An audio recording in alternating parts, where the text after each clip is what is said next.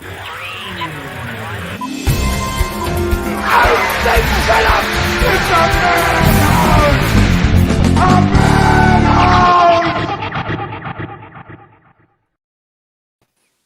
welcome to the Movie Madhouse. I'm Rob. I'm James, and my screen is frozen. Again. I'm Jason, and my screen's working just fine. Yes. And our buddy. Hey, everyone. I'm Benner from Black Fawn and Parts Unknown, and back with this motley crew again. Yes. Talk about some film and some film theory or whatever we're going to talk about today, right, guys? So thanks again for having me back on. I know we kind of said this as a joke, like, hey, if this ever happens, I'll come back on and we'll talk for another couple hours. But hey, it happened. Yep. So here I am. I'm contractual obligation. That's what it is. Rob makes me sign everything every time I come on this program. Rob makes me sign an affidavit. So there's triplicate and pages and yes. He calls it being professional. Yeah. Right. But yeah, man, as soon owning your soul. What? No. Yeah. You signed the third paper, right? It's in the same vein as what we used to say, journalistic integrity. Yeah. There we go. But happy to be back. It was fun last time we did it, so I look forward to these. It's like this is kind of like we were just talking about working too much from home and that sort of thing, and not really getting out too much. And I feel like this is a nice break and being able to talk about something I'm not working on, which is kind of cool. So yeah, thanks for having me. I know this is in my basement, but literally it's on the other side, and this is my safe space. I come to these podcasts to have fun. I feel like the other side of your basement. I feel like the other side of your basement, Rob, is like totally different. Like there's no posters. It's clean. It's like a cubicle office area. No, I wouldn't go that far. No, clean is not. Yeah, no. No. Okay. And there's posters. He's got the Star Wars posters at that end. Yeah. And the Witcher swords hanging on the wall, I believe. Yeah. See, that's just it. It's organized. It's just cluttered with stuff. I've got Bruno's mask up there. I've got an AT-AT up there. I had a Luchagore shirt and it finally wore holes in it. So I took it and I have Luchagore and then the bottom part and all my pins are stuck to it. Oh, nice. Awesome. So yeah, there's lots of stuff going on over there too. It's chaos down here wherever you look.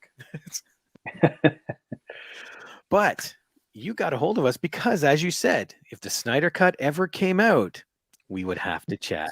That's what we said, right? So last time I was on, we talked about we did it. It was like I don't know how that started. It was just like we should get together and talk about our something about the Suicide Squad. Yeah, you and James had a debate. Yeah, and then we talked about. We said at the end of that thing, we said, well, hey, if the Snyder Cut ever sees the light of day, because at the time they hadn't even announced it, I don't think. So here we are, and I mean, it's definitely going to be an interesting chat because I got a lot of feelings about it, and most of them positive, to be honest, but also like how it sits in with, I don't know, it's just such a weird thing to happen, you know. The whole story is fascinating. It's just such a. I got a feeling that you and I are going to be on the same page with a lot of it. Okay. So just Rob, lead us, our leader. Well, let's get at it. Let's do this because Benner, you said you watched the DCEU leading up to Justice League, so you could get in that frame of mind again. So this is what I did was I decided to watch the films in sequence just to see, like, just to get myself back up to speed, because I hadn't seen the movies in a long time. Not a long time, but a couple years, right? So I watched Man of Steel.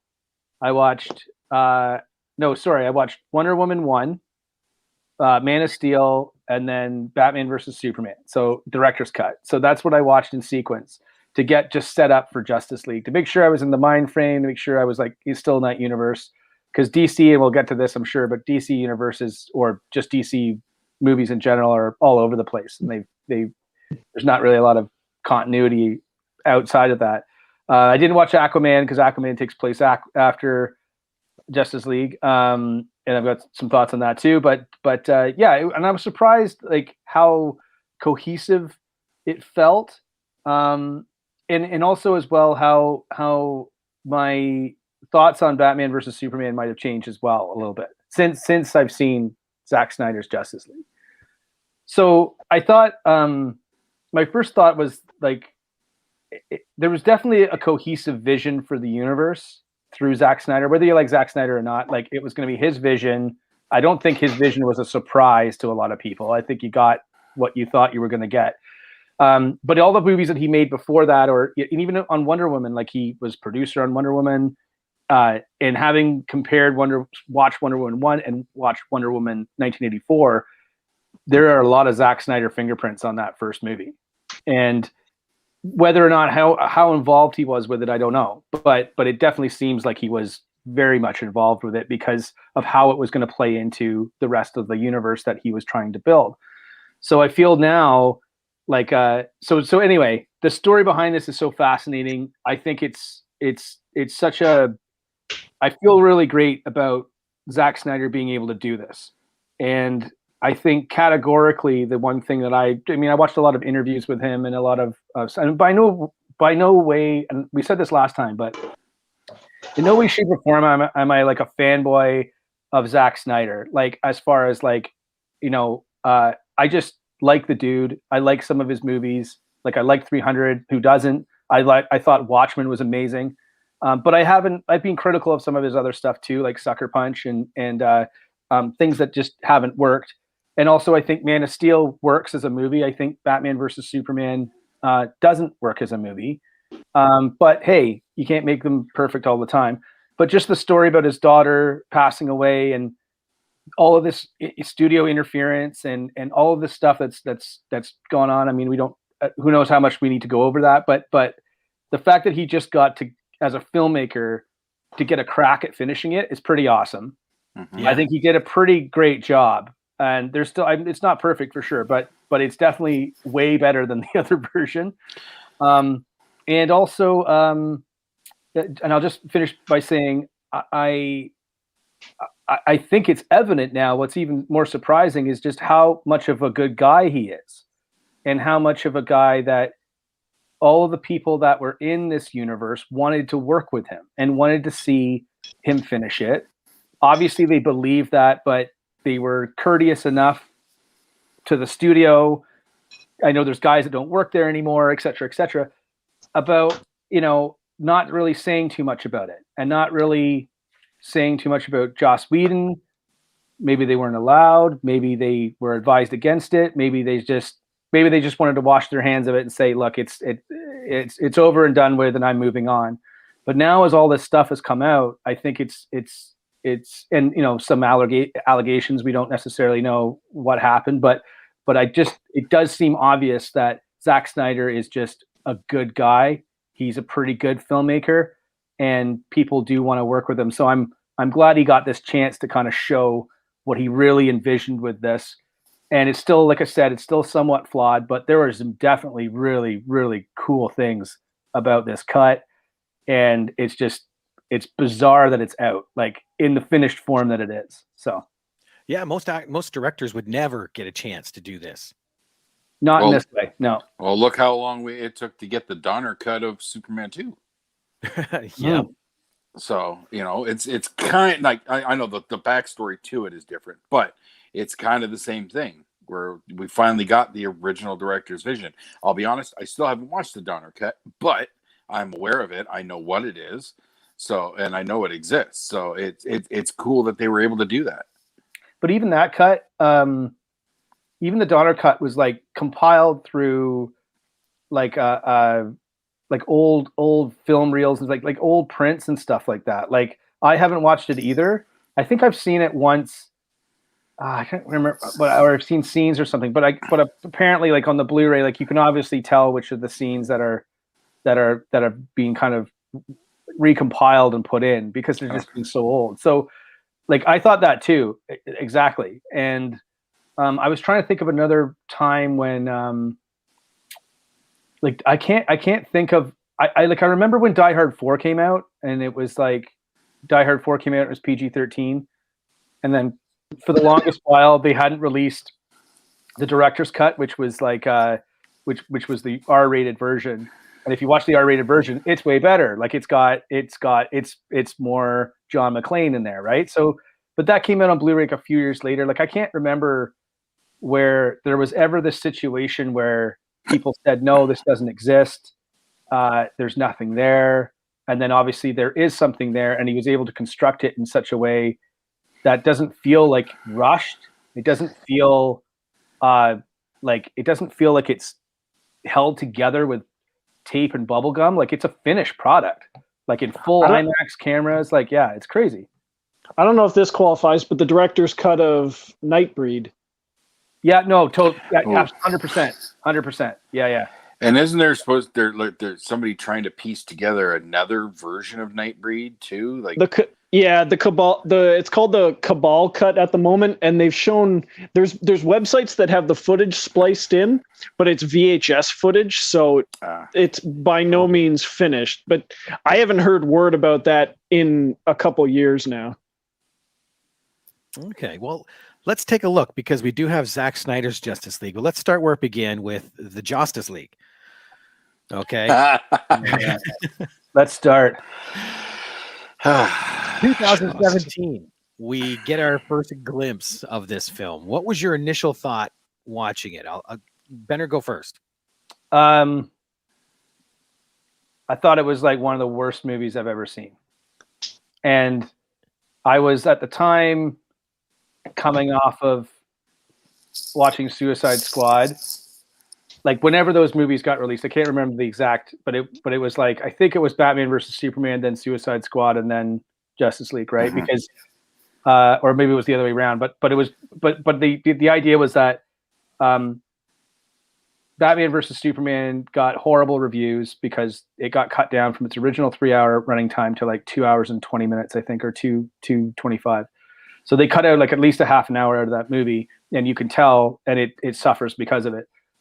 Director's cut is way better. It's, again, having rewatched it recently, I do feel it still has a lot of problems with that film, but just all the reports came out saying there was a lot of studio meddling and whatnot. I thought that maybe, Justice League would kind of save it or whatever. And then the reports came out saying that Zack Snyder had walked away from the project. It was going to be finished by Joss Whedon, which, let's not have any revisionist history here. Joss Whedon, at the time when they said he was going to take it over, everyone was just like, "Oh, well, great, it'll be fine," because I was on that made. I mean, Avengers 2, or Avengers: Age of Ultron. I mean, it's probably one of the weakest.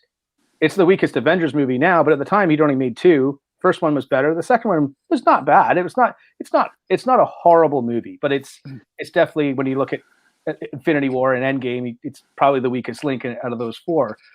But I remember coming out of that theater being like, I remember watching that movie and I just felt like, and here's my thing why I say these movies are when you watch a movie, and I always feel it's like, it's not because the content is necessarily bad. It's because you can tell how it was assembled. You can tell that things are missing. You can tell that characters are like, it doesn't necessarily fit together. It feels like it's very cut and paste. And I have the same way about Suicide Squad. And there's other movies. I don't want to be just ripping on DC either. There's other movies as well that I've watched, and I'll try and think of some, but like that have just been kind of pieced together or spliced in the editing room in a certain way to try and sell more tickets, and it never works out, and it always seems like it's a bad idea. And when I watched that movie, I came out and I was like, I just couldn't wrap my head around it. Like it was so disjointed and felt like, and then I couldn't tell personally what was Joss Whedon and what was Zack Snyder. And now, and we'll talk about this too, but it's interesting now that I know what was what. Like you could tell certain things where obviously the studio had said, we want it to be more lighthearted. We want more jokes. So obviously some of that came from Joss Whedon and obviously some bad jokes too. But I just felt like there was a lot of stuff missing. And the biggest thing I remember was that the amount of images I saw in the trailer leading up to the release of that film that they weren't in the film at all. They disappeared. And that reminded me very, very a good example of that is Fantastic Four, the remake of Fantastic Four, when there was all this stuff in the trailer and you went to see the movie and then the movie just ends and you're just like, wait, what? And no wonder, because it was guys in there, monkeying around with like cutting stuff and flipping stuff around to say, this is going to make us more dollars. And I just can't stress this enough to studios. Just live and die by the director that you've hired. That's who you've gone with. Just live with the fact that that's what it's going to be. And if it doesn't work out, look, you're not going to make a sequel, fine, right? But I can't stand it. So I knew coming into that movie it was maybe going to be like that, but I had some hope because it was Joss Whedon. Again, at the time, Joss Whedon was a different person than how you would acknowledge him now. But I just remember coming out of that being like, oh my goodness, like what a mess. Like this is just crazy. Like it doesn't make any sense why this movie would be so disjointed. And then the stuff came out about Warner, or the executives at Warner that were running DC wanted it to be 2 hours because they wanted to put it on multiple screens. So it had to be cut down to 2 hours. That was a max running time.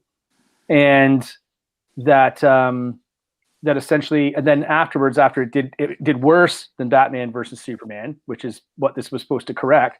There was lots of leaks that came out of Hollywood, basically saying like they pushed it to release that year because there was bonuses tied to that movie coming out, and so certain executives would allegedly get bonuses if Justice League came out. I think it was in 2017. Is that 2017? Then if it came out in 2018, and lo and behold, certain people don't work for the company anymore, or they got paid out, right? So, or they were leaving. So it's like if they were leaving the company, I can't remember exactly. You can look it up online, but there was reporting of that where like people basically were in positions where if Justice League comes out in 2017 or the year that came out in, these people will get a big bonus. And again, it always comes down to money, unfortunately. But it was just, I just felt like coming out of that, I was like, I feel so bad and how do I put this? I didn't feel like bad for Zack Snyder. I just felt for the guy. I was like, I know that everyone's going to just shit on him. And it was his name still on the movie at the end, directed by Zack Snyder. And I just remember thinking like, had he been able to do what he wanted to do with Batman versus Superman, it would have been different for him. If he was able to do, and all these things kind of come into play, and his family issues as well, and his daughter and stuff is that tragedy is unforeseeable and whatever. But all these things coming together, I just felt like even on top of all that, on the top of this, losing his daughter and not being able to finish his vision is this sort of Frankenstein version of this universe that has his name slapped all over it. And Joss Whedon really not really taking any responsibility for it either. Like he just kind of said, "Yeah, I'm here to clean up the mess." Was that was the talking point that kind of got out. And I just always felt that was just a raw deal, Well, even Ryan here said 2017 was like taking a season of Game of Thrones and condensing it to 3 hours of random clips. Yeah, totally. Like I just don't know why. What's so funny to me is that there is something you could compare this to, right? Is like The Crow in a different way, being that The Crow had to refilm some stuff, recut it, re-edit some stuff because Brandon Lee died. And so you've got your main guy who's the title character of your movie, and he's passed away. How do you finish the project? And there's various ways you can finish it. And that movie I've recently watched within the last year, and it stands up pretty good for when it was made. And it's still like you give it a pass because you're like, well, you can only do so much. But the story was there. The script is still there. It has some continuity throughout it, and they do what they can do with it. But this movie, I was just like tonally, it was bizarre. Anyway, I'm talking too much, but no. With that movie, they said, "How do we tell the story?" In this one, they said, "How do we rewrite the story?" So that's the biggest difference between those two. Dr. Stevel here says, I'm pushing for the Justice League, the Whedon mustache cut.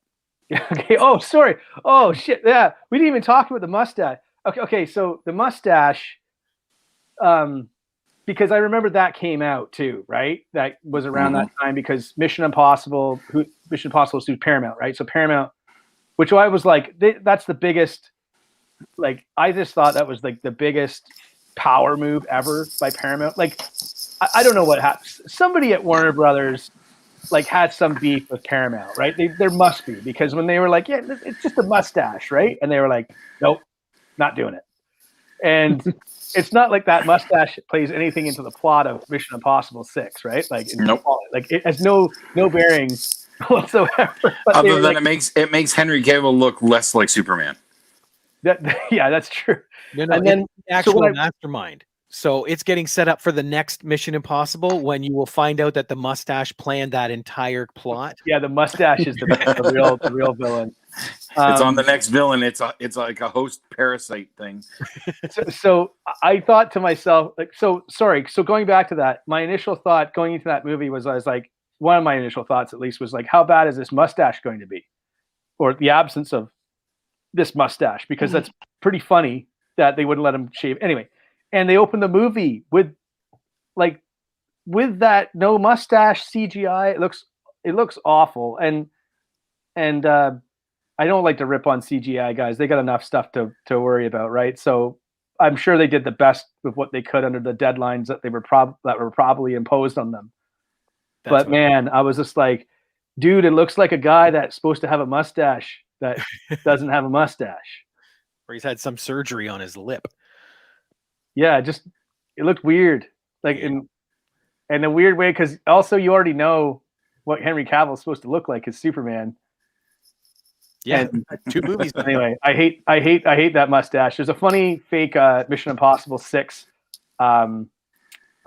movie poster out. I'll send it to you guys. It's pretty funny, but it focuses around the mustache, which is I gotta see that. All right, James, what was your initial thought of Justice League? I had a blast with Justice League when I saw it in the theater. Mustache Gate aside, like there's a few scenes where it does look pretty bad. One of which is the opening scene. Aside from that, I thought it was a great scene. I could tell that a lot of the humor, which was about 99% of the humor in the film, was obviously Joss Whedon. And I'm still debating with myself on which version I like better, the theatrical or the Snyder cut, just because they're so different. You got like certain sections of Joss Whedon's Justice League, and Snyder's was just, let's take this and expand it, and in the best way. I mean, you get it takes about 3 hours to get to the halfway point of the theatrical Justice League, but it's by no means boring. And I had said on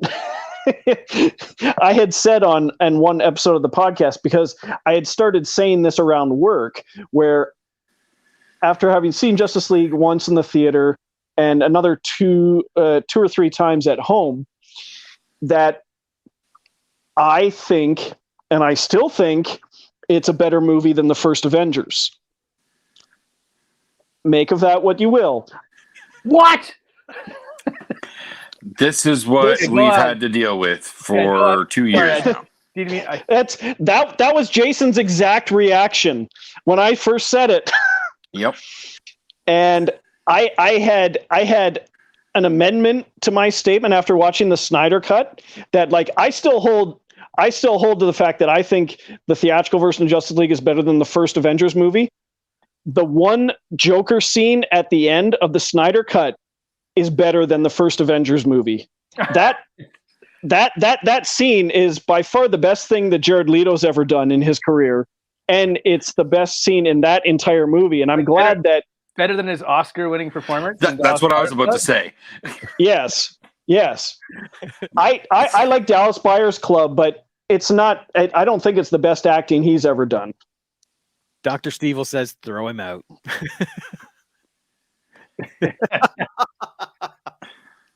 That means hi. I love you, Dr. Stevel, but no, I admit the funky stuff going on with the airbrushed out mustache, which I swear the amount of shit I've seen airbrushed out successfully in Robert Rodriguez movies that he points out in his own behind the scenes videos, and that's like well over a decade ago, and they couldn't do a better job than that. That aside, I love the movie. Steve says VFX guys say that lips are the most difficult body part to CGI.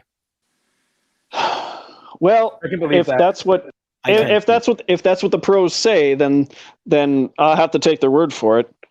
Because it's always in motion, I guess. I always feel too that like human skin, for some reason, is they haven't mastered it yet in CGI. It always looks a bit weird, a bit off-putting, and it's that's not because of the actors or anything like that. It's just because it's hard to make it look genuinely real.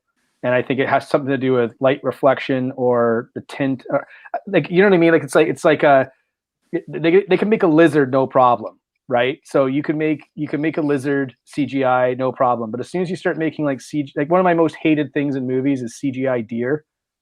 Like it always looks fake. Like it always looks fake, no matter what. Whereas like King Kong looks pretty good, right? Like yeah. But for some reason, like CGI faces just look a little bit. It's hard to do, right? So that's, yeah. The one I love the most, like Peter Cushing coming back for Rogue One, you know, even that you can still tell. Yeah, you know, it's they did like I watched that recently too because I was like I watched Mandalorian and I went back and watched.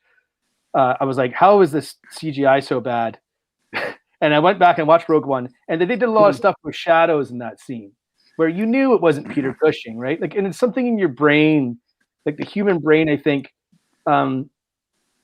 it's something that I don't think it affects everyone. Like, I think some people look at it. It's like, you know, those things where they say, what color dress is that person? Is it green or gold or whatever? Yeah. Like, it's like some of us process it and it's no big deal, and some other people process it and go, it looks like there's like a face floating on a head. And I don't feel like I notice it that much. Like The Irishman was another one that was like they did a lot of heavy CGI de-aging. But also as well, it's like, you know that Peter Cushing is not there. Yeah. Right. And I just feel that the same way with that mustache. It's like, I know that mustache is there and that they've just removed it. That's not a shave. That's not a clean shave. And therefore that lip looks weird. I will give you credit for something better, and it's something that's almost exactly what you pointed out on when we had the Suicide Squad chat, and it's my favorite scene in Justice League that's not in the Snyder cut, and it's where they're all in the Batcave or something, and it's where Bruce Wayne brings up Steve Trevor and Wonder Woman shoves him back, and he's just like, I'd never heard of you, and until Lex Luthor brought up your dead boyfriend, and just like, you shut yourself down for a century, so don't talk to me about moving on. Love that whole speech. But I did think that there was a couple of disjointed moments in there where Flash is like, well, you know that if she kills you, we're all going to cover for you. I'm like, how is this all of a sudden you all are against Bruce Wayne? And like Cyborg does the thing where like, well, blah, blah, blah, I figured this out while you were being a dick. I'm like, what the hell is Bruce Wayne being a dick about? He's making a valid point about all this shit. So it's sort of like the bar scene from Suicide Squad where Harley Quinn changes tone of voice on a dime and completely changes her point of view. Yeah. And that's the stuff that drives me crazy because it pulls me right out of the scene. And you're just like, wait a minute, you just said, and yeah. And it's also like, you know, characters are you know, sometimes in superhero movies, it's or even action movies, or, you know, movies are fantastical, right? They're an escapism for a lot of genres are escapism. And, you know, I can how do I say this? I can suspend my disbelief. Like, you know, people don't really talk like that in real life. Yeah, I get it, right? Like, I think we all understand that, but it's at least got to be believable in the environment that those characters are in. And as soon as you start doing that, like you're saying, James, you're pulling scenes out and different lines calling different lines. I will say the one moment that I think should have been in both versions was Aquaman starting to just unload the truth because he's sitting on Wonder Woman's lasso. No. I didn't mind that. I didn't mind that scene when I was in. That was just Jason Momoa just stealing the scene. You know what it is about the dialogue? That was Joss Whedon's part. Joss Whedon is a master of the call it the everyman's dialogue. We saw it back with Buffy. We saw it with Firefly. Joss Whedon has a way of writing dialogue that just it sounds more normal. It doesn't sound fake. It doesn't sound Hollywood. And to his credit, the first two Avengers movies. Right. Yeah. Exactly. Like again, there's that weird kind of natural, normal dialogue from him, and that's kind of his thing. Doesn't necessarily fit when we hadn't had that with these characters prior, right? It's him jumping in, so he threw his flavor into it, and it didn't fit because we didn't have that before. That's where that comes from. So what's weird about this situation too is because we're talking about when we saw Justice League, right? Mm-hmm. And so let me just be clear too. As I came out of that movie thinking it was disjointed, it was cut down, it was edited, it just felt backwards to me. It felt like an incomplete film.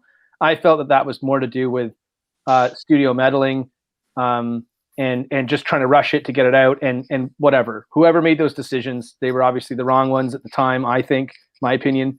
But I attributed it to that. I didn't really attribute it to Joss Whedon.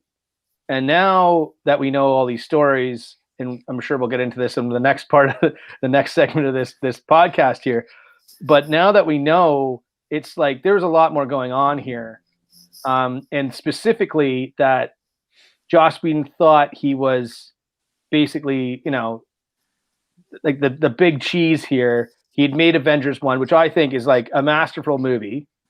Because it was the first time it had ever been done, right? Like they brought that many characters together, and it worked in a way where it's like I actually cared about all these characters and whatever. But Age of Ultron suffered, and he didn't have lightning in a bottle twice, and then he walked away from that movie, and now it seems like this was almost like a vendetta against sort of like people that had called him out personally for Avengers 2, where all this stuff and I think now, looking back, it seems like he really took license on that. And I mean, who knows how he got it done, but I think he took a lot more creative license with what was there and cut out probably more than should have been cut out, and to replace it with his own thoughts and jokes and script and whatever. It's a fascinating thing because I was surprised. It was really funny because the one thing I thought was Joss Whedon's was when the Flash is running really fast around Superman, and Superman kind of like looks at him like he can see him out of the corner of his eye, and the Flash is like, what? Like nobody can see me. Like I thought that was like one of the funniest joke that was the funniest joke in the original version. And I just assumed that was Joss Whedon's, but it wasn't. It was actually Zack Snyder's. So I still think but Joss did the whole Pet Cemetery. yeah, and motorboat. Yeah, well, it's like anyway. See, this brings up an amazing question. If something like this has to happen, where you have a director come in to replace another director, what protocol do you follow? Do you follow this one where you come in, it's still Zach's directing, but yet you're going to rework it the way you want? Or do you do what Ron Howard did when he came in? He took over solo and then he credited himself. Like so the amount I think actually changed. I think it should have said directed by Joss Whedon. There's a number of things that they go with, because sometimes it's like, as Phil Lord and Chris Miller agreed to take just a producing credit and step back as not being credited as directors. I don't think Zack Snyder was taking anybody's phone calls when they made this decision. But no, I mean, for how much of the movie was reshot, they probably should have just credited Joss Whedon with it. If you watch the Snyder cut, he's not credited as one of the writers. No, because they didn't use a single frame of anything that Joss Whedon wrote or shot, which I thought was pretty telling. And also, one of the stories I read when Zack Snyder's cut came out was that all these people got together, watched Joss Whedon's cut of this movie like 3 years ago or 4 years ago, I guess now. And two of those people that watched it were Chris Nolan, because he's producer on it, and Deborah Snyder, who is Zack Snyder's wife.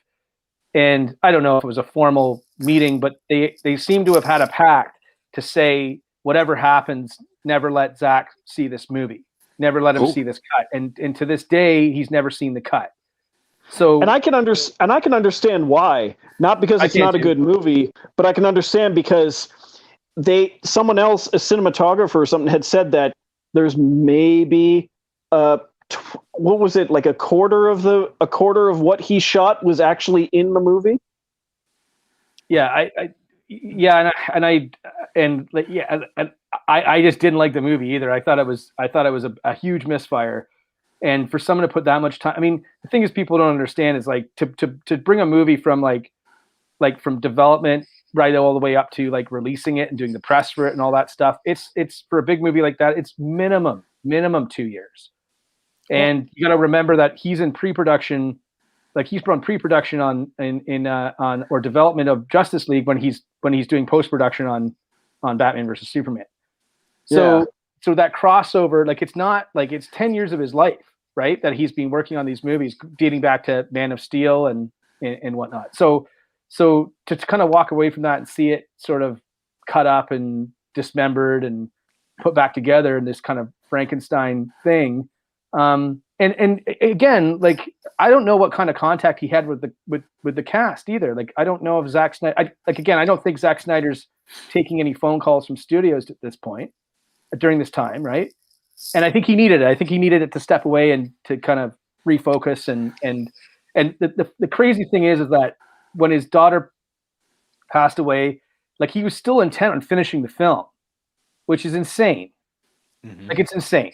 He just needed time, and they weren't willing to give it to him. And they were like, no, because they were on. Yeah. So then this, and then he threw his hands up and he said, "Fuck this," and left. Right? He wasn't going to fight with the studio anymore. Yeah, he didn't have any energy to do it, and I get that. I understand that for sure. But it's interesting to me that when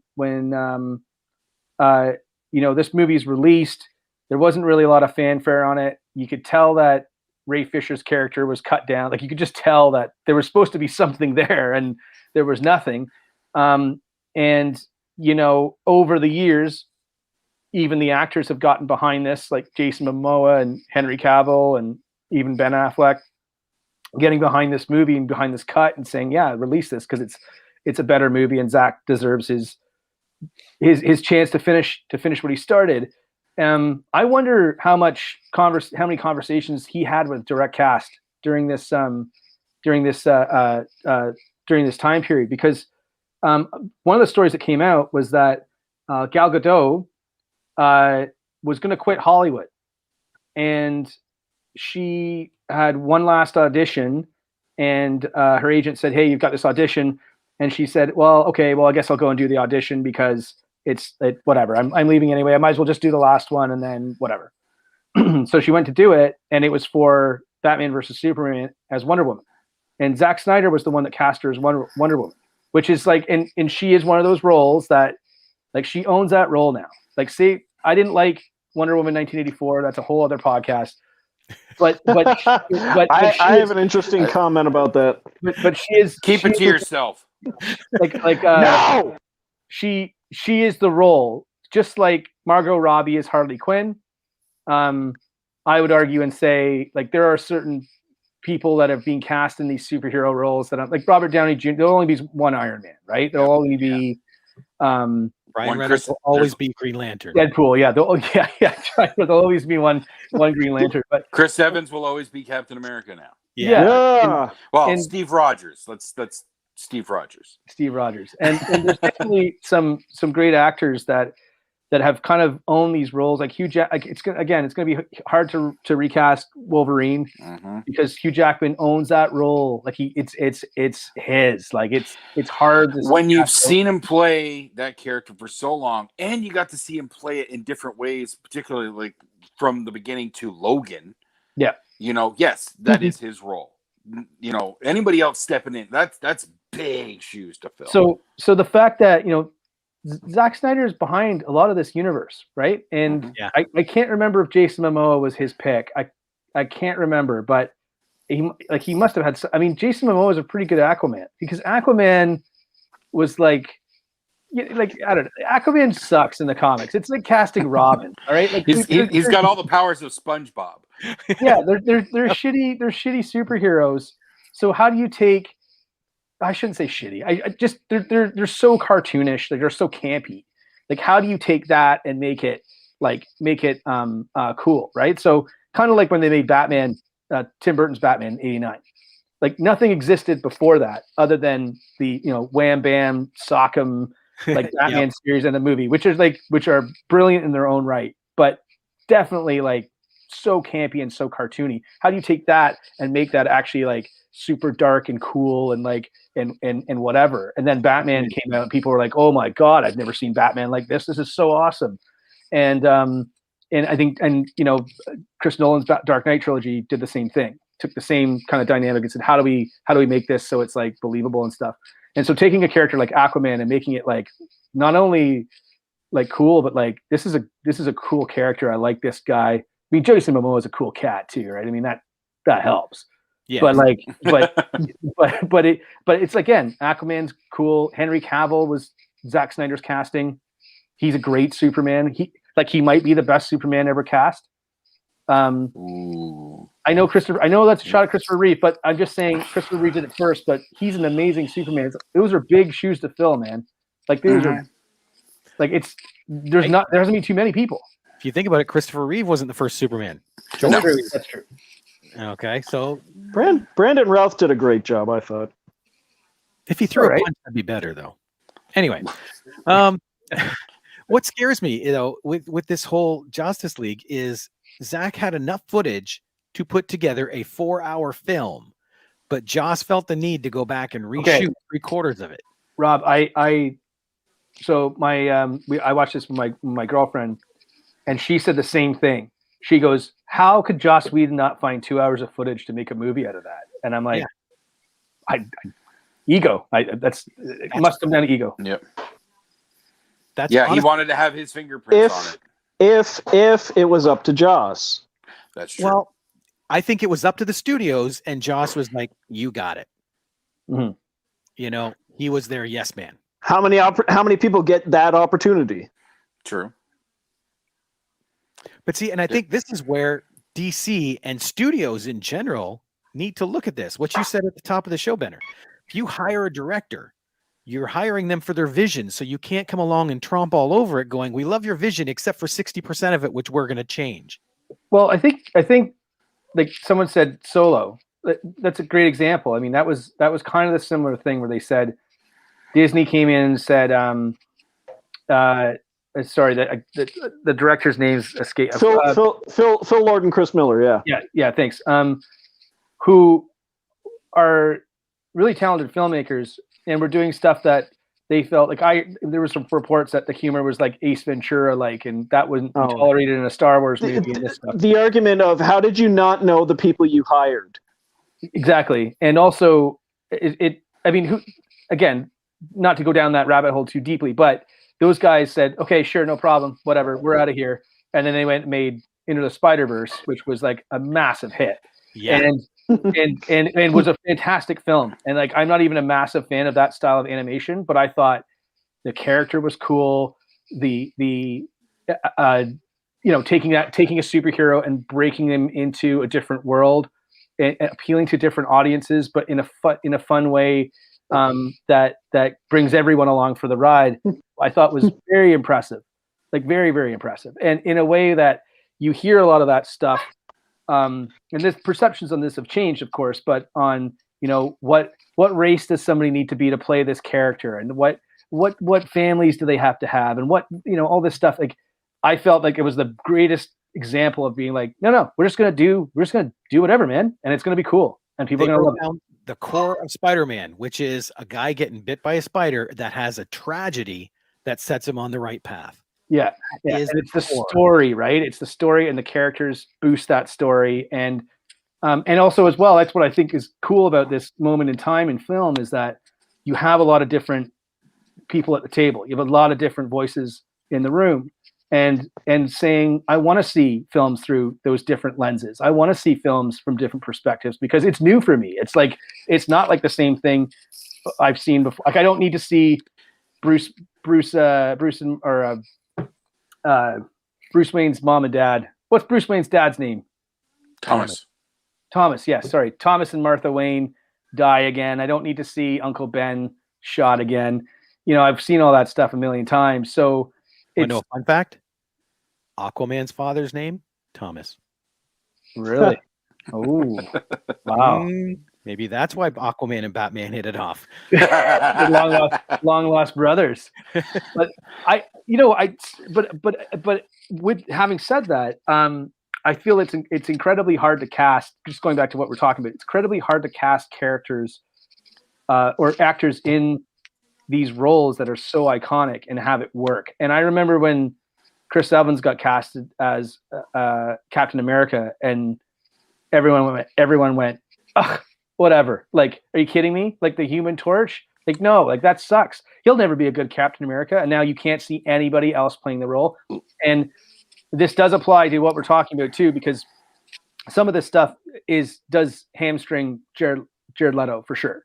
Because one of the other roles that belongs to this person is the Joker, belongs to Heath Ledger. I know they made the Joker movie with Joaquin Phoenix, bit of a different movie, maybe outside the superhero realm, but still, I still feel Heath Ledger is like the best out of everyone, and that's a hard act to follow. It's a hard act for anyone to follow, so it's tough, right? And people said the same thing about Heath Ledger as the Joker. Oh, Heath Ledger, really, the guy from Brokeback Mountain? Yeah, and you know what? I'll be honest. I said that. And I was like, no way, that's ridiculous. Why would they cast that guy? And then it came out, and I was like, okay, well, let's just see how it plays out. Like, he's a method actor, and let's just see if he turns. And then they released the first trailer, and I was just like, holy shit, this is going to be awesome. Well, so real quick, Steve said Darkseid should have named one of the mother boxes Martha. The Martha box, right? Martha boxes. But everyone gets into that. Like, when Michael Keaton was first cast, I was actually one of the doubters. I thought, okay, no, Beetlejuice will not be Batman. It just can't work. Mr. Mom is going to be Batman? What? Right. And it happened again when they cast Momoa as Aquaman. I was one of the people going, he doesn't fit the character at all. The guy's blonde, white is a ghost because he's under the water 90% of the time. But Momoa nailed it. Yeah. And that just goes to show that you sometimes have to trust casting people. You have to trust the story, and you have to trust the actor. Yeah. And I thought, going back to the recuts, and let's just touch back on this for the original cut and Zack Snyder's cut, is that Ben Affleck was a questionable choice at the time. Yeah. And I remember thinking, like, you know what, but this kind of makes sense because he had just won for Argo. He was on a huge upswing at the time. He was going to write the Batman movie that was going to tie into. I think the Batman movie originally was supposed to be after Justice League, I think. Yeah. So, and I remember thinking, like, the reshoots, like he had swelled up, like you could tell which Batman reshoots were Batman reshoots because he didn't look as cut because he's so cut in those movies. In Batman versus Superman, like, he's chiseled, like that scene where he's like working at like, oh yeah, wow, like he knew, he was like, if I'm going to be Batman, I'm going to be like I'm going to get ripped, and he gets ripped. So credit to Ben for doing that. But you could tell, like, when he was called back for the reshoots, is maybe he wasn't working out as much as he was the first time around. So I thought in the in the Zack Snyder cut, I thought he looked great. Like, I thought he looked trim, like, really in the role of Bruce Wayne. I thought that came through a lot better. It wasn't as distracting as the mustache, obviously, but I just felt like he feels like a grizzled Batman. He feels like a grizzled Bruce Wayne even. And I think Ben Affleck is good as Bruce Wayne. I think he's better than Bruce Wayne than Batman, but he's fine. Real quick. Dr. Steve once said, Mr. Mom also played an awesome vulture. Mhm. And Yes, he did. Well, Michael Keaton only plays like bird characters, right? So that's it. Vulture, Birdman, and he played Batman. Yeah, Anything with wings. flying. Yeah, wing creatures. All right, let's get into one big comparison, because I thought this was the best part of Zach's Justice League that I loved above the other one, was that final battle. Between Steppenwolf and everybody. The first thing we come to find out is Joss inserted a family into this desolate area, which even then, that was one of the disjointed things. I'm looking at this place going, why is there somebody living there? Yeah, it's supposed to be their version of Chernobyl. Nobody lives there. So this is an interesting point, because I felt the same way, but I know why they're in there. Like I know why that family's in there, and it's because if you look at this new cut, there's no real stakes for the people around. Yes, the world is at stake, the universe is at stake, but for the common person, they don't really exist in this entire movie, either in either cut. And it wasn't like in Metropolis and Man of Steel where buildings are falling over, and they kind of allude to that, saying like, look, in Batman versus Superman, saying, look at all these people that died, and Superman can't be trusted, and he's a god, and who's going to reign in a god, and he can do whatever he wants. And which I think is an awesome plot story arc for the Superman character and for Clark Kent. But ultimately, like in this movie, either way you cut it, there's no how does it influence? Like even if there was an atomic bomb that went off in there, I mean, there's no one around for it to really affect other than our group of heroes here. But I didn't get that as much when I was watching the film as I did when I kind of thought about it afterwards. But they kind of explain that in this movie. Like, oh, they need to go to somewhere where there's, what does Steppenwolf say? He needs something that's dying, and this will be the base for Darkseid, and that's where the toxicity influenced his power there. Right. So I like that. That makes sense. I just felt like there's no military. There's no other force. It's just these characters. They need to come together in order to destroy the mother boxes or stop them from becoming one, or blah blah blah. So I do feel that's still disjointed, but yeah, that family was a little bit like when they're trying to get away in the truck and the truck breaks down, or it just felt so thrown in there. Just a point that this is one of the things. Now I'm going to admit, okay, I hate the original cut. Okay, the 2017, no, it's a steaming pile of garbage, and I just wanted the Snyder cut to make it a palatable film. It didn't have to be good. I will say it reached good for me. Okay, and that's better than I was hoping for. So I'm satisfied with that. But there are still things, and yes, okay, I'm naturally I'm going to be critical going into this film, hating the original version. But Wonder Woman, the introduction to Wonder Woman when she saves those hostages in that bank. Mm-hmm. The last guy, the last guy, he's standing there with a rifle, and she does the slap her wrists together thing to make that. Why did she have to take out half the friggin' building to take out that one last guy? Well, also she kills that guy, right? Like that guy's dead.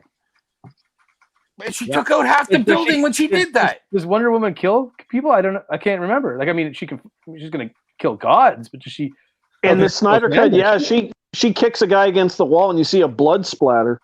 But it just when you mentioned the devastation for Man of Steel and how it was referenced in Batman v Superman and all that, and then you see Wonder Woman, and again we watched her run up on a guy who had a gun and snatch it out of his hand before he could pull the trigger. Why didn't she do it to this guy? No, she decides to blow up half the building.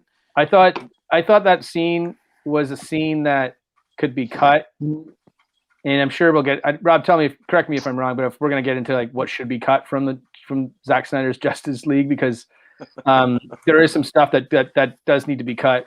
Oh yeah. But I felt that scene was like a scene where it was like, I think that scene where she's jumped, that huge IMAX shot where she's jumping through the air and she's throwing the briefcase up in the air. Yeah. Is like, I was like, even at home, watching at home on my TV, I was just like, holy shit, that's an awesome shot. Like that's when I understood why he shot it in IMAX, the IMAX scope, the full film.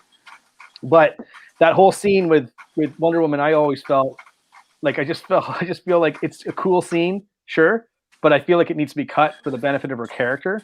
I don't think it adds anything to her other than like, oh, I guess she kills guys now. Like it, which is to me a bit odd but maybe not because Batman wasn't supposed to kill me either. But I think I'm that too. So I guess equal, right?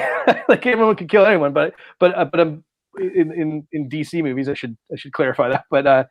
But yeah, I felt that scene feels strange as an introduction to her character. You feel like she would maybe apprehend that guy as opposed to just flat killing him, right? But someone's got issues. But that guy did try to take out a bunch of kids too, right? So I get that. I do get that. But she had other means. She didn't have to do that. She could have easily taken him out in a number of other ways without the wholesale devastation that she put on that building. But literally, she had just taken him out. How would anybody on the street would have known that she was even in there helping them? They didn't know until when she walks out with the hostages behind her, all safe and sound. No. Look how spectacular that explosion was. People pay attention. There was that line of dialogue too where she tells the little girl, she says, when you grow up, you can be whatever you want or something like that. I thought anything you want to be. Yeah. I was like, okay, it's a little too on the nose. Like it reminded me of like, any 80s cartoon that has like the public service announcement at the end of it, right? Yeah. So I thought, but again, I'm willing to say that's fine. I thought having said that though, all the stuff at the start in with all the other Amazonians, like that fight sequence was like phenomenal. Like I was so into the movie when that happened because Steppenwolf looked awesome and felt like a threat. Like he was just like mowing people down. I love the scene at the start where he says something to the Amazonians when they're in the temple. He says something like I'll bathe in your fear, or I'll consume your fear. I can't remember what he says. The actual line of dialogue. And then the queen says, Amazonians, show him your fear, and they're all like scream. I was like, oh my god, this is really great. It's 300. Yeah, and like for a lot of people that love the Wonder Woman franchise, love that first movie for obvious reasons. I've always said this too. It's like it's hard. We have to understand as a bunch of dudes, right, that sometimes that women and female film fans have been waiting forever for like an accurate representation of Wonder Woman on screen, and they actually got one that like didn't suck, right? Like it's kind of like for all the cool Batman movies that we have, like we've got Batman and Robin, right? But it's like but we still got Batman and Batman Returns and Dark Knight and Dark Knight Rises and all. We've got a whole bunch of them, right? But to see that character on screen for the first time, so I felt that sequence, that whole sequence of the mother boxes and them trying to get the mother boxes away from Steppenwolf was like, I was like, wow, this is like really hearkening back to the first Wonder Woman movie, reestablishes all these characters as complete badasses that you don't mess with. And now here's this Steppenwolf comes down. You don't really know who he is. I mean, Steppenwolf, like, let's be honest, like Steppenwolf's got like, it's a name of a 70s rock band, right? To a lot of people, right? So how do you make that guy scary? And I was like, man, this guy looks like a formidable force to be reckoned with. And he's just cutting down people and knocking them off. Like he throws that horse. I was like, oh God, this is awesome. Like this is great. So yeah, I don't know. I felt like the character introductions were kind of reestablished in different ways, but overall I was happy with it. Just the appearance of Steppenwolf too was much better. because Yes. before it looked like a man with a weird hat. Whereas now, because he was a man with a weird. I'll say he sounded better in the theatrical because you get more of Char and Hines' voice coming through. I don't know. I like that rumbly tone from Snyder. Like it seemed more menacing because it didn't sound like a person. I think it sounded more otherworldly. I thought all of the stuff with Darkseid and Desaad and Steppenwolf was all pretty brilliant too. Yes. I felt like there's one particular scene where, Steppenwolf keeps talking to Desaad, and then Desaad says he kind of goes away, and then Darkseid's coming, and everyone kind of freaks out a bit. And like, I loved how Steppenwolf's armor like retracts as a show of submission to like his like the real true god of whatever. And I just thought all that shit was awesome. Like, and the Darkseid when he first shows up, I mean, I had some questions afterwards when I really thought about it, but it was still like, Darkseid comes to Earth, tries to screw Earth, and then like everyone kind of comes together and fights him off for the time being. I thought all that stuff was really, really, really well done, and stuff that was not even close to being finished for the theatrical cut. Like even just seeing Darkseid on screen, I thought was like, Jesus, this is great. Mm-hmm. Yeah. So, and what a villain! Like, I mean, like I know Thanos is like the villain in superhero movies currently, or was till recently, but whatever. But Darkseid has always been so like evil. So I liked all that stuff. All the stuff they put in with Darkseid I thought was like amazing. And yeah. Well, then you look at exactly how much was cut out too. Like the whole Darkseid story was cut out with Desaad and all that. And then a lot of that. So sorry, Rob. So sorry, not to jump in there, but a lot of that stuff was unfinished, right? So they didn't actually have the footage, like it just never being created. So when they were trying to finish it, probably for time, they knew that wasn't going to end up in the final cut if the final cut needed to be 2 hours. So they just lopped it. So they just never bothered to finish anything, right? Yeah. Because all that stuff is CGI. So, but see, they rewrote total pieces of the story. Like if you look at that final battle scene, what Flash does in Snyder's versus the Justice League, they're completely different. Like, yeah, 100%. Flash 100% in Justice League is saving his recovery. He's trying to get that family out of the area. So he's not really even part of the battle.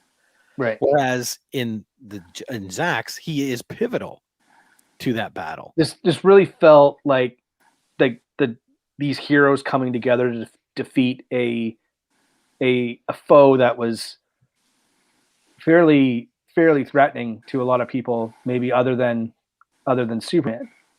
But also the threat of something larger, and this at an existential threat to Superman himself with the nightmare sequence and anti-life equation and all that stuff, which I still think is like a pretty cool storyline to say and tell. And I just never thought that the problem with the DC movies was everyone said, oh, they're too dark. It's like, no, they're not dark. That's not the problem with them. It's good that they're dark because it's such a different image than it makes them stand out for Marvel. Right. It's a different universe to be in. And if they're more mature, well, great. That's fine. Like, I mean, anyone who's 10 years old who started watching Iron Man is now like in their 20s. Like they're going to want darker storylines, right? I think you're seeing a lot of that coming through in like starting to come through in like things like Falcon and the Winter Soldier, right? So storyline that are more complex.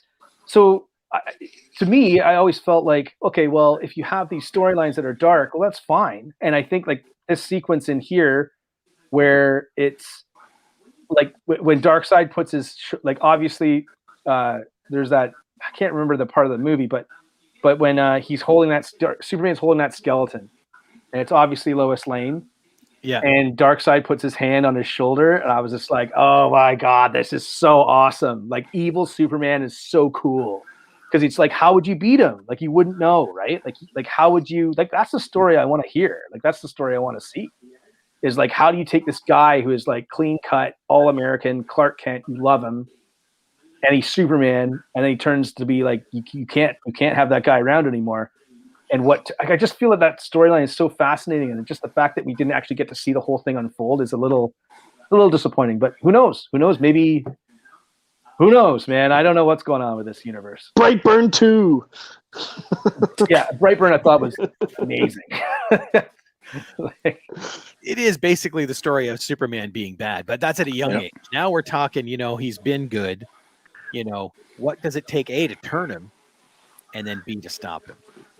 So, yeah, and the idea that was established in Batman versus Superman was that, is he a false god, right? Like, is he someone that's not able to be contained, and how do you control that, and how do you reckon that? Like, how does he reconcile that with serving humanity, protecting it, or being a part of it, right? Like, he has this, that's the conflict for Clark Kent. That's the shit that's interesting to me. And I feel that that's something that kind of got, I don't know, just wasn't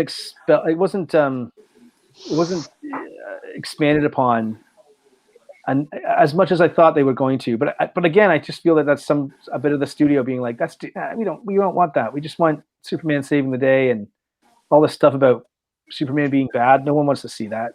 I feel like those conversations probably happened, right? Well, everybody wants to see that, but at this point, the Snyderverse is done. Of course, Warner Brothers can always change their mind. With Flashpoint, with the Flashpoint movie coming, then that basically gives them a wide open door to go in any direction they want.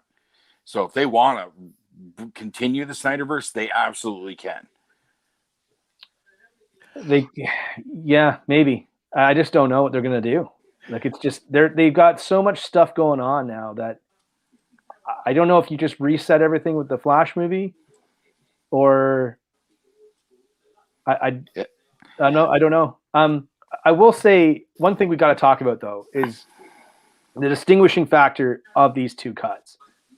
And I couldn't believe how much it was cut, and I couldn't believe how much the restored footage actually made me care. But was the whole character arc of Cyborg.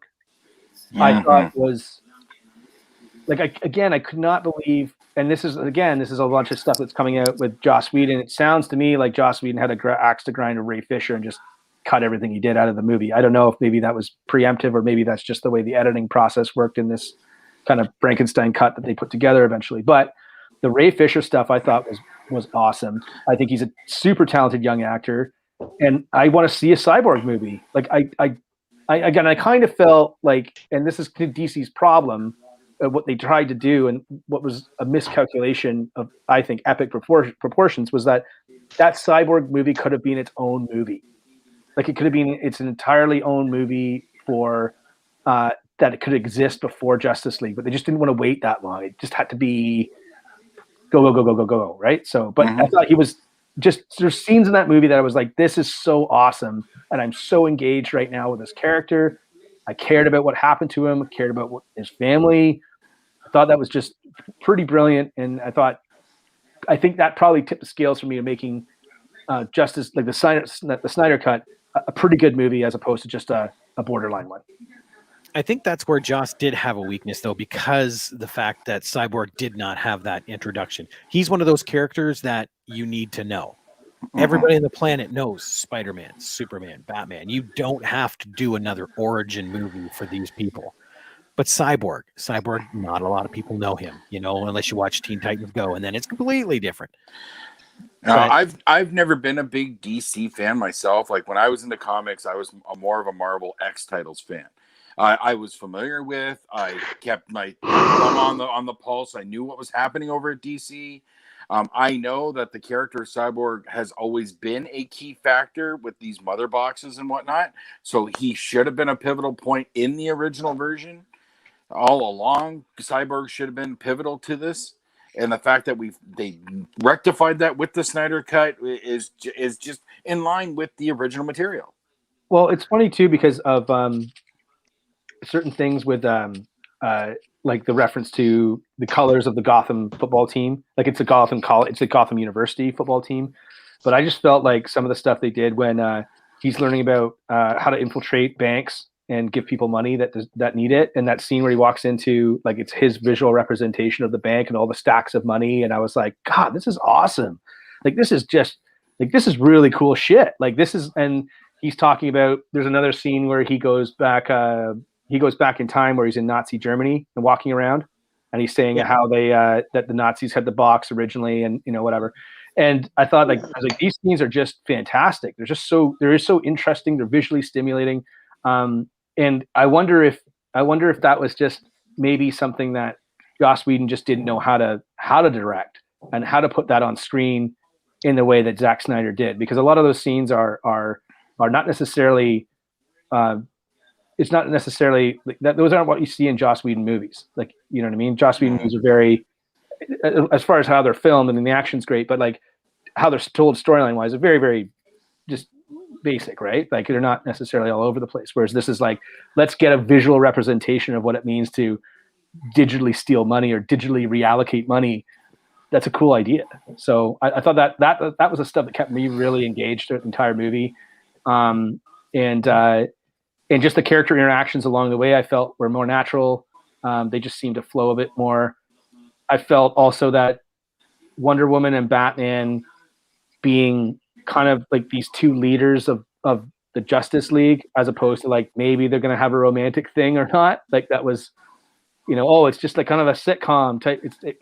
This was more so, no, Batman's leader 1 and Wonder Woman's leader 2. And they both kind of have this say at the table to kind of drive the group forward. I thought that was pretty good, because I think it's pretty inclusive when it comes to like who's watching these movies too, right? Mm-hmm.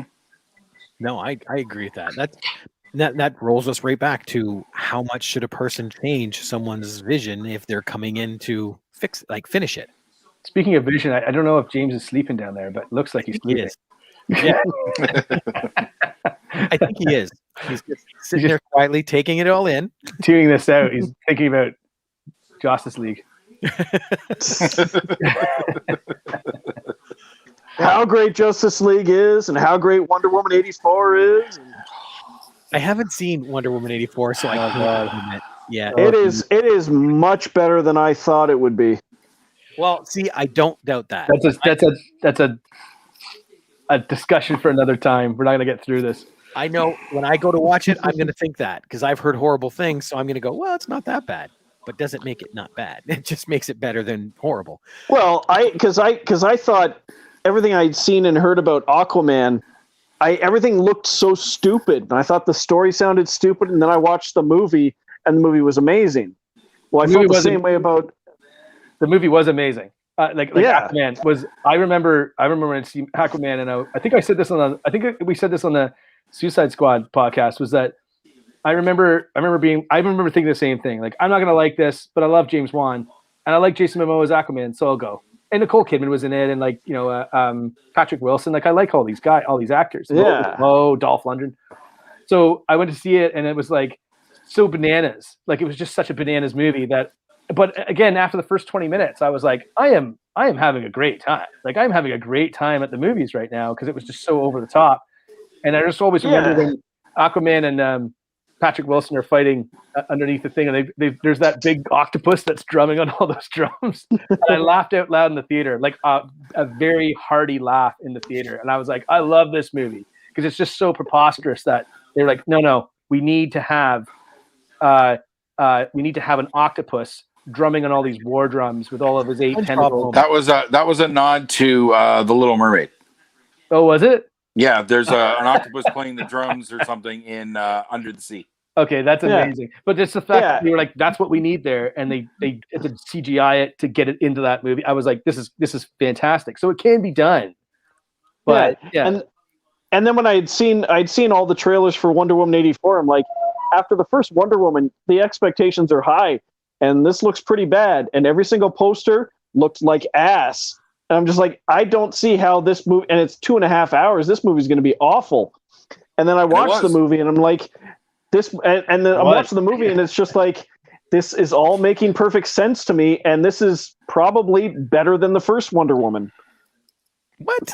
And so I put it maybe at the top of the DC, all the DC EU films now. Okay.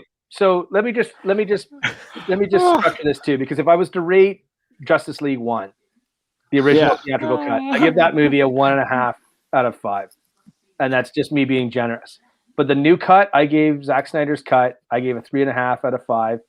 I don't quite think it's a 4 out of 5, because because I do feel like there was a little bit of there was some stuff that needed to be cut that just wasn't cut. But I get it. Like I get the fact that he was like, I'm just going to do whatever I want, and this is the only time I'm going to have this ability to put like everything that I want in this movie on screen.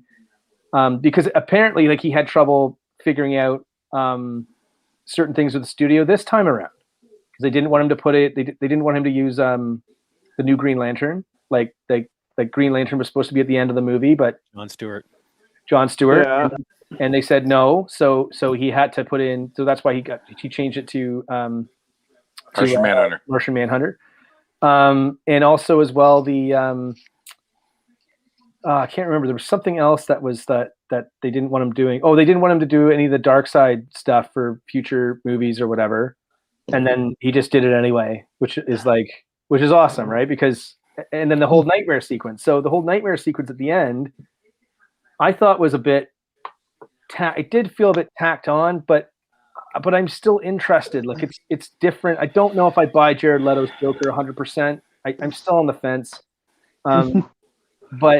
But again, like it just there's stuff happening in those scenes that it's like that is interesting. But I'll admit, if I'm totally objective, I do feel like that sequence at the end of the Joker felt a little bit tacked on.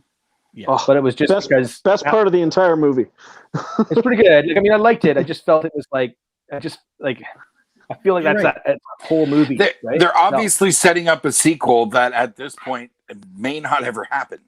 Well, it's true that too. I get what you're saying, Benner, because you look at that first flashback scene in Batman versus Superman. It takes place in the movie, and it's for a reason. This one, you're right. It's right smack dab at the end, and it feels like it's just tossed on the end. Just it's an epilogue, right? But I mean, I get why he did it, because he was like, "How can Batman never meet the Joker in anything I've ever filmed?" Shit. Well, I don't care. I'm just gonna go out and film it and do it and put it on the end and whatever. Like, what I couldn't understand was like if was just continuity is a big thing for me. I hate continuity issues in movies. It takes me a long time to kind of like accept them as them being okay. But like just weird stuff like, Jason Momoa's eye color and Amber Heard having a British accent and stuff that I thought like you could probably fix to put it in the timeline of where things are now. But Warner's already said, listen, the original cut of Justice League is canon, and this new cut of Justice League is not canon. So I don't know if they'll change that. That's something to talk about for sure. But it's strange how I just hate those little continuity issues. I'm like, can't you just fix that? Like, because wouldn't it you could probably just redo Amber Heard's ADR, right? I mean, because she doesn't have she has a recaster American accent in Aquaman, but she has a British accent in recaster. Yeah. So there we go. I think it's too late for that, though, right? Nope, it's not. Recaster. That's a personal opinion. I hate the whole situation with her and Johnny Depp right now. So recaster. It's that's a whole other kettle of fish. Know it? Thick kettle of fish, Aquaman. See what I did there? So one last question then. What did you think about the addition of John Johns of Martian Manhunter? Because I know he was always meant to be part of that story. Obviously, he was in Batman versus Superman and Man of Steel. Sorry, James, go ahead. Sorry. I was just saying, like, he kind of felt shoehorned into the movie to me. Yeah, I would agree. The whole earlier scene with him, the reveal, if you will. Yeah. You would, from that being so much earlier in the film, you expected him to play a factor later. Yeah. Not just at the very end of the film. The thing that bothered me about that particular scene is that's basically the pivotal scene that gets her out there in the field of battle during the big scene. Mm-hmm. Why does he choose that moment other than plot convenience? It didn't. Yeah. I wanted to see him. What's that? I was going to say that Screen Rant pitch meeting guy kind of made a valid point where it kind of undercuts the whole emotional impact of the scene, realizing that it's not actually Martha. Yeah, I agree. Well, wait till Lois and Martha actually do reconnect and find out that they never actually had that conversation. I never. Yeah. And how would any of them trust Martian Manhunter ever again? Right? Hey, wait, don't you just go around impersonating people? I thought, I mean, apparently, so fun fact is that Zack Snyder apparently shot that scene in his driveway with the, I can't remember the name of the actor that plays Martian Manhunter, but they shot that scene in his driveway and then just green screened it. Harry Lennox. Harry Lennox, yeah, thank you. So they could include him in that scene because they always had the footage of Diane Lane and Amy Adams together, but they didn't have the other sequence of Martian Manhunter. I mean, now having said that, I thought the same thing, and I think there's valid points for that for sure, because it does underscore like the emotional half to that scene, but also like yeah, I think it was just to kind of shoehorn him into the movie, to be honest. But there is a possibility that like he always cared for Amy Adams, right? And was always kind of watching out for her in the previous movies, and I just wanted to help and stuff. But I mean, that's why he showed himself as the general. You know, just to, hey, remember this guy? You know, that's exactly the way they did that. Yeah, exactly. So I think that it was interesting how they did it, but it still, I mean, I think that if you made movies after this, you could have a Martian Manhunter movie with that guy. I think that Zack Snyder did a lot to set up some stuff for other people, even though he's passing away. And there's a lot of online uproar now. Revive the Snyderverse. That's the internet mantra going right now. Okay, so let's talk about that because I want to talk about that for sure. Fire away. And so I don't know what you do with this now because James, I know we'll disagree, but like I do feel like this cut of the movie, like the one thing that I wish that they would have done is I wish they would have scoped it. I wish they would have had a letterbox version of the film and the IMAX version. You can get both. Maybe that'll show up on the Blu-ray. Here's hoping. But one of the reasons for that is because Zack Snyder is going to IMAX it for a bunch of charity screenings, and they're going to raise money for suicide awareness and prevention, which is awesome. So I get that why he wants to use that thing. I mean, him and Chris Nolan, and I think J.J. Abrams is on this train now. It's like they love this IMAX camera, but it's like it's hilarious because it's a 4:3 screen basically. So I wish they would have had an option to choose to say, much like you can watch it in black and white, you watch it in color. So I wish they had done that just to kind of give it some more continuity with the rest of the movies that had come out before it. However, apparently he remastered Batman versus Superman this way too. Oh, really? Oh, that's interesting. Yeah. Like, I mean, I know some of the shots, like when Bruce Wayne's in, where he's in Iceland, I think. Iceland, where he's going to find Aquaman. Some of those shots are pretty breathtaking, and there was definitely some shots where I was like, once I was into the movie, I was pretty into the movie, and I watched it kind of in the dark too, so the black bars aren't really that noticeable after a while. But I thought it was a minor gripe, but I just wish it was cut both. I wish I could have access to both. But again, he wants to show it in theaters and to do these kind of charity screenings and that sort of stuff. So I get it for sure. In IMAX, like I'd pay to go see that in IMAX. I just have to say, it's so interesting that we're now saying I didn't really notice the black bars, which is something 15 years ago we were saying about letterbox. I know. Square TV. I know. I need a shape-shifting TV that just melds to like my exact preference, I guess. But okay, so now you have this movie. I thought it was pretty good, and I thought like he didn't like he set up some stuff in here. Like I mean, he set up a Martian Manhunter movie. He set up a Cyborg movie. He set up probably a continuation of the Superman story, which is interesting, Man of Steel 2. So whether or not you go back to this, I just don't know what you can do now. And either way, I don't know what you can do. Like the Flash movie, like does that solve everything? I guess, but it doesn't it seem like the Flash movie is like being held together by like a Michael Keaton cameo? Because that's kind of how I feel, where it's like, yeah, you can tie all this shit together, and now you have every single thing that's existed in the Warner Brothers universe. They're working off of their fifth different script now, right? And going to the at this point almost overdone Flashpoint story, because there's been other renditions of that already, right? But DC's always been known. Like, how many times has that in the comics have they rewritten their universe? Well, that's fine. But right now it's like, okay, I get it that the idea is that, but again, it does feel like they're rushing towards this multiverse, doesn't it? Doesn't it seem like hey, Marvel's going to do it with Multiverse of Madness, right? So, and now they're rushing to do kind of all this other stuff. And now you're going to make like, the Tim Burton universe exist in one kind of way. And that's a cool idea. I don't mind it, but I just feel it's like the whole universe that they've created here is resting on this one movie. And I don't know if it can be successful. I think it might be too much pressure to put on that one franchise. I know what you mean there. Now, they've already done the multiverse with CW because they brought in Burt Ward and not Patrick Hingle. What's his name from Batman '89? The reporter. I don't know. Ken Wah, is that his name? Oh, okay, yeah, I know who you mean. Yep. Yeah, but they brought in all these people to show all these different multiverses. They showed the Titans from the TV show Titans, which is all on its own. Yeah, the Crisis on Infinite Earths, they really did give us a lot of those different versions. We got to see all those nods. Even got to see Kevin Conroy as a live action Batman, which was awesome. So that Apple and they joined TV and the movie versions for the first time. Yeah, exactly. They with did Ezra Miller Flash against Barry Allen, the other Flash. Yeah, it's strange how they've. So now they have all this stuff kind of moving around, right?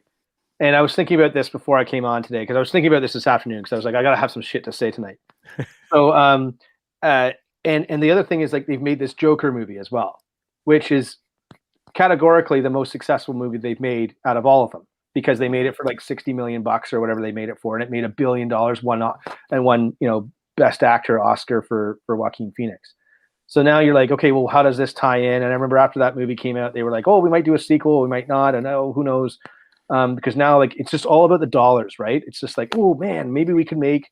And so then I was thinking, so James, I was thinking about the nightmare scene at the end and whether or not I liked it or not. And I liked it. I just don't know if I liked it in the context of this particular cut of the movie. I feel it almost is like the starting of another movie or whatever. But then I thought to myself, I was like, how weird or how cool would it be if it wasn't Jared Leto at the end of that movie and it was actually Joaquin Phoenix?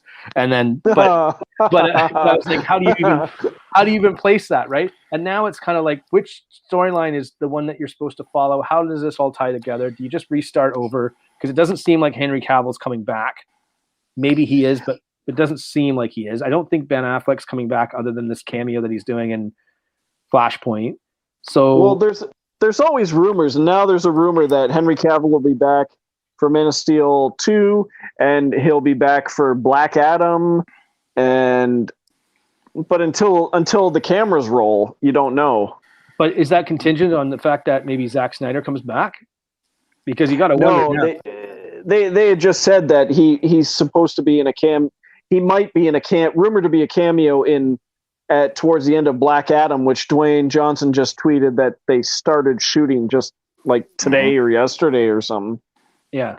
Henry Cavill has never dropped the character. He's always maintained that he's Superman. He doesn't want to give it up, despite with them trying to reboot the whole franchise.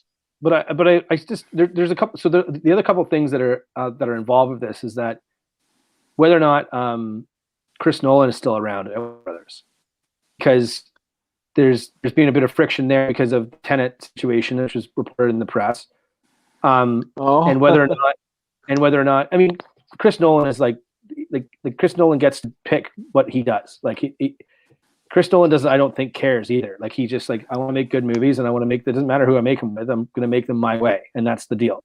But he always delivers. And you know what? If there wasn't a pandemic, Tenet's not Inception, it's not Dark Knight, but it still would have done bigger box office numbers had there not been a pandemic. So I actually really enjoyed that movie. I thought it was, and the reason I enjoyed it is because Chris Nolan is one of the few directors working today where I go into the theater and I'm not quite sure what I'm going to see, and that's interesting to me, right? Other than indie movies, right? I'm saying like big blockbuster tentpole movies. You go into the theater and you're like, okay, I just went to see Kong versus Godzilla. Okay, well, it's a sequel, right? It's like the fourth movie in that franchise, and I know what it's going to look like. I know there wasn't a lot of surprises in there, but you go into a Chris Nolan movie and you just like, I don't know what I'm going to get. Now, Chris Nolan being part of this sort of like setting up Man of Steel after he got out of the Dark Knight as a producer and that sort of stuff, like, I don't know if that guy's around. And so I don't know if you're keeping this sort of like realistic, gritty sort of attributes around incorporated into the DC universe anymore. And Zack Snyder doesn't look like he's going to be back. But this restore the Snyderverse, I don't know. Like, I mean, the air cut of the Suicide Squad, I think that's coming. I don't think they're going to be able to get rid of that. I think they're going to just, like, I just don't know what the plan is here, right? It's like you have all these movies and you have a loose connectivity between them. You have two versions of the same movie, which you could very easily correct if you wanted to. But then how do you correct the inconsistencies throughout the movies, and how do you and how do you rationalize that to the fan base? And it's going to be very, very hard, because Wonder Woman 84 as well was like, that acted like Batman versus Superman didn't exist, as far as I felt, right? Like, well, it had to happen. And I'm wondering how the Suicide Squad is going to retcon Birds of Prey and the original Suicide Squad, because Harley Quinn's free. How do they get her back for that? Oh, I'm sure that'll be explained. Yeah, she gets arrested again, and they try and break her out. I think. I don't think it's gonna be. I don't think they're gonna overthink it. But I mean, I'm interested in that too. It's like. But see, I don't know. I don't think Warner Brothers knows what I don't think they've known what they've been doing since Man of Steel, because they expected a Marvel movie kind of reception. They didn't get it, so they started scrambling from day one. It's because they don't have their version of a Feige. They don't have a Kevin Feige, the one controlling person. They did. They had Zack Snyder, who was setting everything up, but they're going, we love your vision, but change 70% of it. You know, and you can't I don't think that's a little bit of an apples to oranges comparison, though, because I don't think Zack Snyder is Kevin Feige. Like, and Kevin Feige's not a director either, right? Like, he's the guy that's like, no, this is how we're going to plan it out. What always boggles my mind is like how Kevin Feige isn't, like, they didn't have a similar guy or gal running Star Wars, right? Because that did not seem to happen over in like the West Wing of Disney, I guess. But ultimately, like the and I guess that's starting to happen with Jon Favreau a bit, but with in my opinion, varying results. But Filoni, right? Dave Filoni. Filoni and Jon Favreau running the stuff over at Disney for the Star Wars. Two big kids playing with the toys. Yeah, but some of it's like, again, it just comes down to story. Like I am a little bit tired of getting. I don't want fan service. I just want taking the stuff that I'm a fan of and making it good. Like, that's what I want. Like, I don't need like a character mention here and a character mention there and a wink, wink, nudge, nudge. Hey, look what's on the side of that building. It's like, I don't really need that unless it's going to contribute to the world building that you're doing within that universe. I just want really good stories. And I thought Man of Steel was really great. And like I said, I watched all these movies before I watched Zack Snyder's Justice League, and Man of Steel is like, it's really good. One, the score in it is like phenomenal. It's like one of the best scores I think Hans Zimmer's ever done. It's like, it makes you feel like you can fly. Like, it feels so, and it's such an anthemic score. Awesome. And they got a lot of stuff right in that movie. Michael Shannon, good bad guy, good General Zod. Yeah. Like Russell Crowe, like good Jor-El, thank you. And Diane Lane and Kevin Costner, like fantastic choices for the like that scene with the tornado with Kevin Costner is like one of the best scenes I've ever seen in a superhero movie. Like, I was like, oh God, that's so good, because he can't save him, but he wants to, and it's like, that's the conflict between being, Kal-El and Clark Kent, right? It's like the human and the Kryptonian parts of him always like wrestling with each other in the same way that like Bruce Wayne's psyche, he has to wrestle with that, right? Like, and I thought like that was the interesting way to do Superman, in a way that was like, it would make sense that he would travel from town to town and like wouldn't really settle down and trying to figure out who he was and, all this stuff. And so I felt like they lost that. And I was trying to figure out where all this stuff went wrong. And I think it went wrong with them trying to rope too much into Batman versus Superman, where I can't remember. I could be making this up, so I apologize. But I think I heard a report saying that they weren't originally going to put Doomsday in Batman versus Superman. Doomsday was going to be in Man of Steel 2. And that was going to be the storyline for Man of Steel 2. But the studio didn't want to do that. They wanted to rope it all in because they wanted to get the Justice League faster, and that was the compromise. And I kind of feel like that's along the way, because it does feel like those movies kind of rope in together. My second thing, and this isn't any, I hate to say this because I do really like the actor, but Jesse Eisenberg, he's in one of my favorite movies of all time. I love The Social Network. I think he's a great actor. I love Zombieland, but I did not like him as Lex Luthor, and Lex Luthor should have been Bryan Cranston, 100%. And every time I watch Batman versus Superman now, it's like every scene, I'm like, God, if this was Bryan Cranston, this movie would be so much better because he's just the perfect Lex Luthor, and he would have done it, right? Like Bryan Cranston was in the Power Rangers movies, for Christ's sake. In a heartbeat, Cranston would have been in there. Just to make that Breaking Bad joke funny, but or reality, sorry, it was funny, but just to make it a reality. But I don't know. That's the only casting that I'm really like. I know that was Zack Snyder too, so he's definitely not like infallible, like he's or untouchable. Like he's made some questionable calls too, which haven't really necessarily worked out or panned out. But I don't know. I feel that's the movie where everything kind of just sort of separated, and then they tried to rope everything, get everything back on track, and I don't know. It's bizarre. I don't know where they go. I'm really sorry, guys. My phone is about to die. I'm at like 3%. So I'm really sorry. I got to go. Benner, it was awesome. No worries, man. Good chatting, man. Appreciate it. Yeah, original Justice League, garbage. Snyder cut, much, much, much, much better. All right, I'm out of here. Bye, guys. Big talk. Big talk. Yeah, we better wrap this one up. But man, thank you so much for coming on to chat about this. We got to get you back because it looks like we got lots more topics to hit. Yeah, probably. It's just such an interesting thing to happen in movies where I don't know if it sets a precedent for other stuff happening. I think it might, but I think there's just too much going on with this story and the pandemic happening. And, once everything's sort of back to normal and I don't know if you'll see it happen with other filmmakers, but you never know. Content is king right now, and people need content for all these streaming services. So perhaps we'll see some more stuff bubble to the surface, but who knows? Be kind of cool. One could hope. Gives us something to talk about, right? Exactly. Yeah. Wait, what is this? Pam said, "Yes, get him. This isn't over." So Pam which is a question for Pam. Let's throw something out here then. So is she a fan of the original, or what does she want us to talk about? Let's find out. Original or Justice League? That's what I'm going to say from now on. That's the same thing. Ryan Haskell says this would have made a great 8-episode series like Umbrella Academy or The Boys. Yeah. We all lose our jobs. Yeah, right.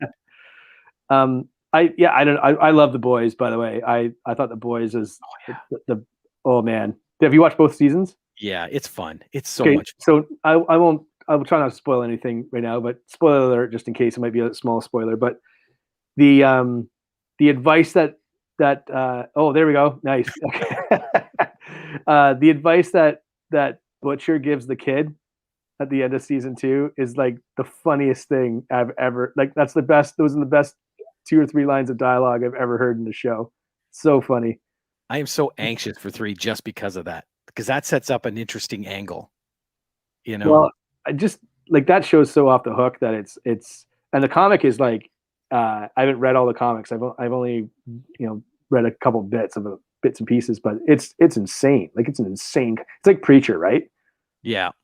Pam says, "Get him back." I mean, fan of the new version. Oh, fan of the new version. Yeah. Okay. Yeah. Me too. Yeah. Me too. But I like this version. I thought that I didn't feel you had pacing issues. I thought 4 hours flew by fairly quickly. I mean, I feel like if I was sitting in a theater, I feel like I would feel that probably a bit more. Like I was like laid out on my couch with like all kinds of snacks. Like I got prepped, I was stocked up. I was like, I got everything here. I got nibs, popcorn, got beers, pop. I got chocolates. Like we're ready to go here. Like this is, and we did Saturday night. Like we just did it kind of like a movie night. And I feel like like it. There's definitely things I would cut in that movie, like but again, I understand, like, if that's your only shot to do it, like, why not? Like, just do what you like. He's never gonna get that shot again. Fill the candy bowl. You fill that candy bowl full. That's right. That's right. So I'm glad he got to finish it. And I think there's a lot of stuff to delve into. I'd like to watch it again. I've only watched it the one time because it's 4 hours. But there's lots of things like in that movie that they changed and interesting things that they were going to allude to in future movies. And the one thing that was going to be, like, Zack Snyder came out and said that one of the original concepts was that Lois was going to have Superman's baby. And then, so sorry, we need to talk. Sorry, how much time do we got? We got to talk about this. What do you got to talk about? How much time have we got? Technically, we were done 10 minutes ago. Are you talking about the pregnancy test in the drawer? So the original concept, but the original premise of the movie was going to be that Batman. So Batman goes. There's a sequence that happens where Batman doesn't sacrifice himself. Okay, and Lois dies, and then that's what sets up the entire nightmare sequence. Yeah. So Lois dies, Darkseid comes, anti-life equation, Batman turns, or Superman turns evil, and they destroy the Earth. And that's the post-apocalyptic scene that you see throughout in the movies. So originally, like, what was going to happen was that then they do go back in time, right? So the Flash goes back in time, warns Bruce Wayne to say Lois is the key. And then the next time it happens, Batman sacrifices himself, dies in the movie to save Lois Lane and stop this whole nightmare sequence from happening. And there was going to be a 3-movie arc where this was going to happen. So the second movie was going to be like this whole nightmare sequence, and then the third movie was going to be the redemption of Superman, basically. And ultimately, then Lois and Clark have, baby Superman, who doesn't have any powers, right? So he inherits Lois's genes over the Kryptonian genes, and therefore at the end, Clark and Lois's baby grows up and becomes the new Batman. Yes, and that was the arc. And I was like, and people were like, "Nah, it sucks," but I was just like, but no one's ever seen that before, and I wonder if they had pulled that off, if it would have been how good it would have been, right? So that's the stuff that I'm interested to see. Like, do people want to see that? Is that what's going to bring back this universe, or just, I just don't know. I think so, because look what they're doing with Marvel. Even like right now, they're doing the Falcon and Winter Soldier with John Walker. That's a story right from the comics, and they're keeping some elements, but they've twisted it completely. Yeah, so that you don't know where it's going. Yeah, which is neat, right? Like, and I like seeing good guys become bad guys and bad guys become good guys, and I like that stuff, right? And I don't think there's enough of that in the movies that we see today, which I think is like an interesting dynamic to play with, right? So it's it'll be interesting though. But I was like, man, a whole movie of the nightmare sequence would be pretty cool. That would be wicked. Yeah. I'd be in for that. But there's so many purists, right? Like, Batman would never has a gun. I'm like, yeah, but like, see, this is what kills me. Who cares? Like, that's retcon. The original Batman had a gun and a holster. If you look at the first 12 issues of the does he? Okay, yeah, okay. He so has a gun and a holster. They added that to the character, which is fine. Well, think of Joker, right? The Joker in most of the comics is like a psychopath. He like kills children. He's maniacal. Like he's insane. And and so, and I thought that was a reference at the end when he says, what does he say? He's like, never send a boy to do a man's job, or what does he say to Batman? He says something like that, where he's obviously referencing Boy Wonder, and he killed him. Yeah, because he said, we'll discuss in whatever fashion you like how you send a Boy Wonder to do a man's job. Yeah, that's like stuff like that I love, because it's like plays into like, okay, so what are you doing with these characters, and like how are you gonna give them a fresh take, but also still keep them kind of like gelling with their history, right? So, but certainly strange, and how it's such a unique time in film for something like that to happen, that it'll be talked about and discussed and for years. And the other thing too, and I'll just leave it at this, but like, I don't think there's been any time in history where there has been two exact finished product cuts of the same movie, where you can study it to say, you could study the cinematography and the editing and how you piece this together and what works and what doesn't work. Like, that's never been done before. Only one time, but it's a totally different situation because it was the same director. And I'm thinking Blade Runner, because there's 5 different cuts. Yeah. That's but true. It's the same director. And the final cut with Ridley Scott is the best cut, in my opinion. Like, I think it's the most complete. How they made that cut. You like the what? The original? I like the narration. I need the narration. When he's driving in the hills? Even the opening, like everything, you know. I eventually watched the theatrical version. The narration was pretty bad. No, that's how I know it's good. But also, Blade Runner 2 was like that was a movie that I was like, I can't believe they're making this. They should never. You haven't seen it? Trigger. Nope. I want to, but I'm scared. Rob, it's so much better.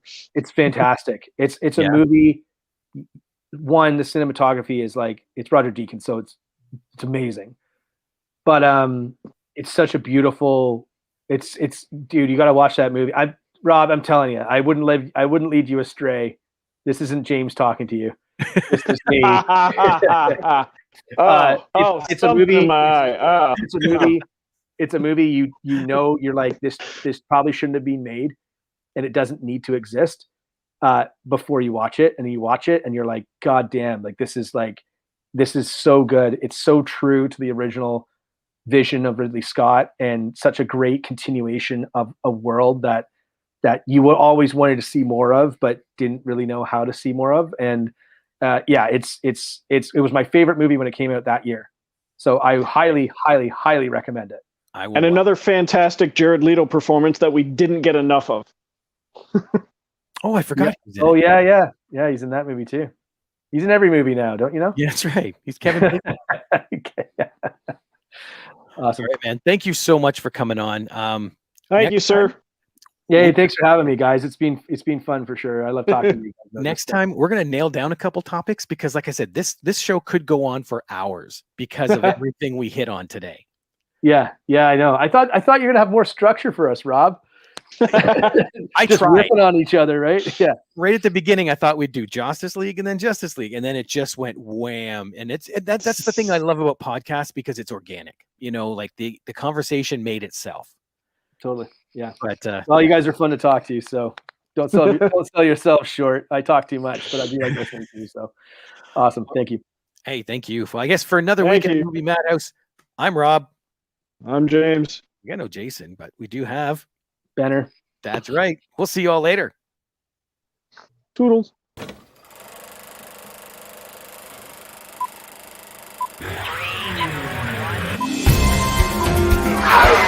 Shut up!